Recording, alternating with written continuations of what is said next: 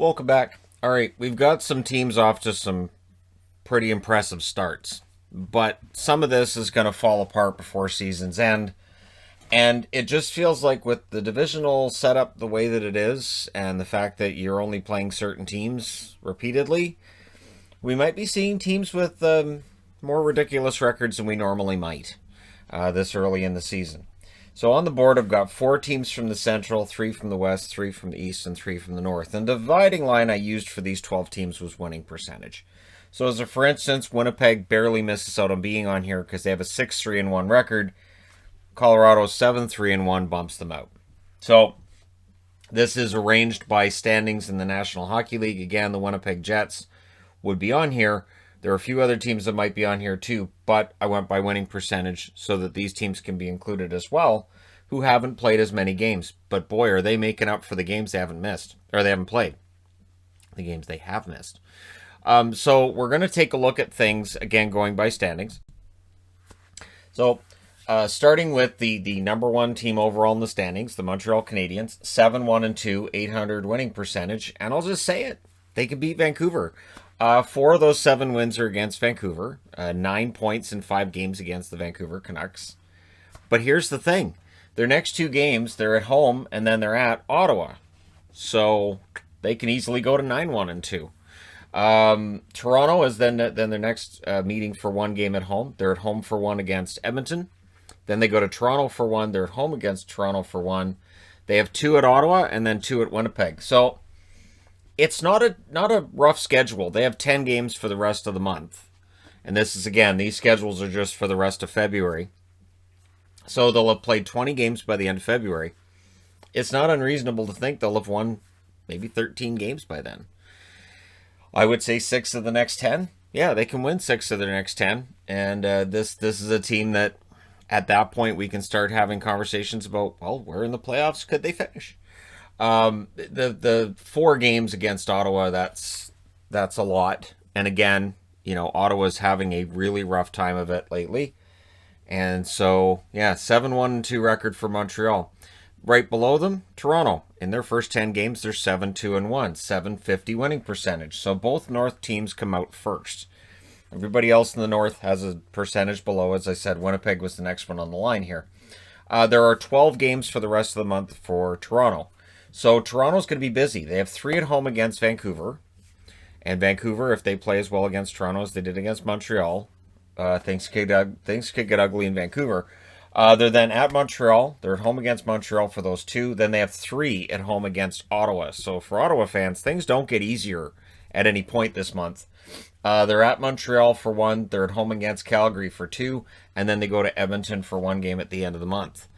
So really, when you look at it, they'll play 22 games by the end of February. Very busy team. There's a lot of very busy teams in the NHL, though, which is kind of the point of this squashed schedule. But winnable.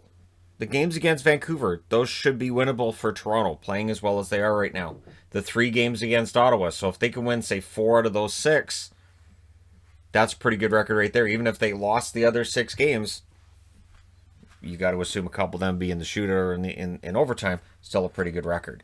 Getting off to a fast start this year, while it may look sort of like fool's gold because of who you may have beaten and some of the points you get, the truth is you get that padding that for the rest of the season can really help you out, especially since you took those points from a divisional opponent. So St. Louis, also 7-2-1. There are 3 teams tied at 7-2-1. So 750 winning percentage for St. Louis. They have 12 games before the end of the month as well. They have 1 more against Arizona. They beat Arizona last night. Then they're at home against Colorado for 2. They go to Minnesota for 2. They're at Arizona for 2. Then they have 2 at home against San Jose before a 2-game set against the Kings at home. And then they go to San Jose for 1. So when you look at the rest of the month for St. Louis, again, this is a very workable schedule where you've got 3 against Arizona, 3 against San Jose, and 2 against LA. Those are winnable games. You got Minnesota, might be more difficult. Colorado, even if they lost both against Colorado, but had a good record against everybody else, that's still a pretty good month for St. Louis. And with 22 games done by the end of February, again, their record could be excellent. Philadelphia, 7-2-1. Philadelphia, this is really a proving ground because they're in the East, right? St. Louis is in the West. You got all three California teams. If St. Louis fans are still upset about the scheduling, you shouldn't be. Because honestly, again, the opponents are maybe a little bit easier than they might have been in the Central. So in the East, however, this is a tough division. For Philadelphia starting tonight, they have 2 against Boston at home. Then they go to Washington for 2. So their next 4 games are pretty tough. Then they're at home against New Jersey for 2. They're at the Rangers for 1. They're at home against the Rangers for the next one. They go to Boston for 1. They're at home against the Rangers. And then they have 2 at Buffalo. Now, of course, when I'm talking about these schedules, it's assuming we're going to get these games on time, that there's not going to be other outbreaks, there's not going to be other delays of games. But if everything goes as planned, that's 12 more games before the end of February, including today's, for the Philadelphia Flyers. And it's going to be tough because, again, the next 4 against Boston and Washington. They've got another one against Boston before the end of the month. But then you've got 2 against New Jersey, 2 against Buffalo. You have to think those ones, they want to win 3 out of 4 of those 2. And then they have 3 individual games against the Rangers that float around for the rest of the month. So it is not an easy schedule for Philadelphia, but it's workable. And by the end of this month, if Philadelphia plays their cards right, they'll be seen as a contender. We'll be having those conversations, I would think, by the end of February because of how we're going to be only a few months from the end of the season. Surprise. Philadelphia and Washington are in a similar spot. Washington's 6-1-3, so they technically have a .750 winning percentage. Notice that, technically. They've won 6 out of 10. Washington, I think, can play better than what we've seen so far, but it's impressive that while I don't think we've seen the best of them yet, they did this without Ovechkin for 4 of them, and other players as well, obviously, including Kuznetsov. And so that this could get better. And they're going to the Rangers for their next game. Then they're at home against Philly for 2. Then they're at Buffalo for 2. They're at Pittsburgh for 2. At home against the Rangers for 2. At home against Pittsburgh for 2. And at New Jersey for 1 at the end of the month. So Pittsburgh is going to have a huge influence on their record. 4 games against Pittsburgh before the end of this month.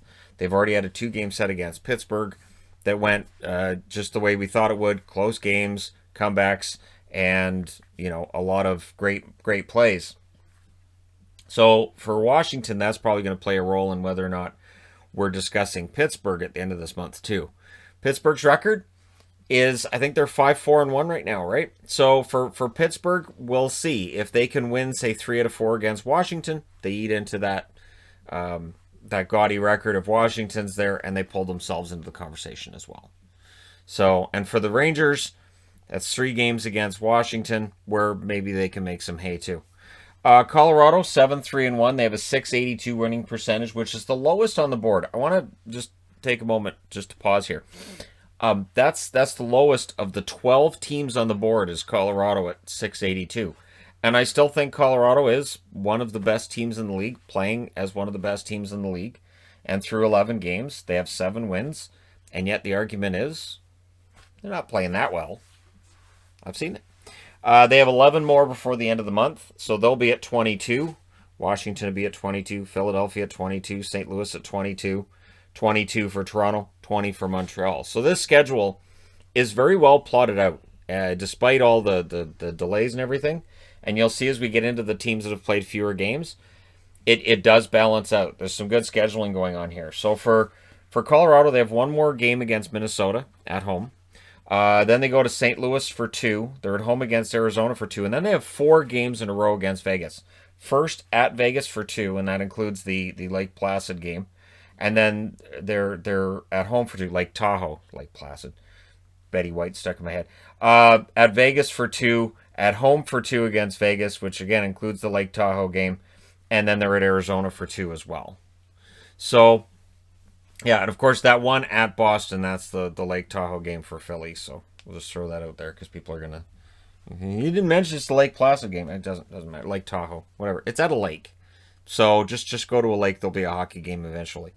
That's how this is all going to work. We'll just start having all the games at lakes. So yeah, for Colorado, they're going to have 22 games done by the end of the month. And it'll be quite the proving ground because 4 against Vegas, 2 against St. Louis, that's kind of tough. So that's 6 of those 11 games against teams that are also on this board. So for Colorado, If they are truly as good as I think they are, I'll know by the end of the month if that's true or if it's not, because those 4 in a row against Vegas, it's going to be like a playoff series between two teams that should be contenders for the Cup at the end of the regular season. So we'll move over to column 2 and another Eastern team in Boston. So Boston, Washington, Philly all have really good records. Boston 6-1-2 with a .778 winning percentage. Technically, a higher winning percentage than Philly, but they've won 6 out of 9. Philly's won 7 out of 10, right? So for Boston, they have 10 upcoming, so they'll have 19 games done by the end of this month. They'll have games in hand on other teams because of games that have been postponed with Buffalo this month. There were 2 games against Buffalo that have been postponed. Now, whether or not those show up before the end of February or something else gets moved around, I don't know. I'm just going by the schedule we have right now. So they have 2 at Philly, 2 at the Rangers, 1 at the Islanders. So 5 in a row on the road. Then they're at home against New Jersey for 2. They're against Philadelphia for 1, which is, of course, the Lake Titicaca game there. And then they go to the New York Islanders for 1. Don't laugh at that. That's so juvenile. And then 2 at the New York Rangers. You didn't? Good. So yeah, 4 against the Rangers for Boston. So that's going to be key for the Rangers to get back into the hunt. Drag the Boston Bruins down. You get yourselves into the hunt. They have 3 against Philly, another team on the board here. But it is not a horrible schedule for Boston. And the break, because of the 2 games postponed against Buffalo, it does give them a nice little break in there, and we'll see how they utilize that and how they come out of that break as well. Carolina. So now we're into the games. We're into the teams that have been dramatically affected by COVID shutdowns. Carolina's 6-1, .857 winning percentage. They have 13 games before the end of this month. They're at Chicago for 1 more. Then they go to Columbus for 2, at Dallas for 2, at home against Columbus for 1, at home against Florida, 1 there, at home against Chicago for 2 more.